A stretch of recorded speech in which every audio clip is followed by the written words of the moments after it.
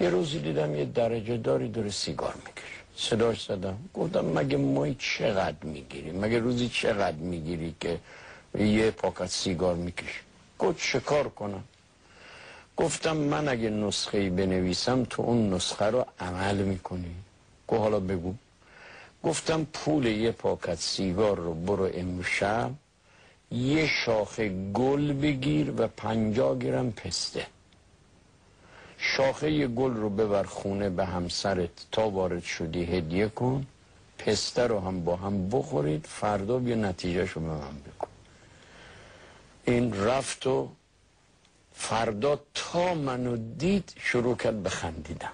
گفتم چرا میخندی؟ گفت که من تا خونه رفتم شاخه گل رو دادم به همسرم، اولا چپ چپ نگاه کرد، خیره خیره نگاه کرد که حالا مثلا شاخه گل چی؟ گفتم حالا ادامه دارم. پسته رو هم با هم خوردیم. گفتم آقا اینو یه آخوندی به من گفت. گفته به جای این سیگار من شاخه گل بهت بدم و پسته. و قشنگ از من پذیرایی کرد. حالا میخواید رک و پوسکنده بگم عین شب زفاف از من پذیرایی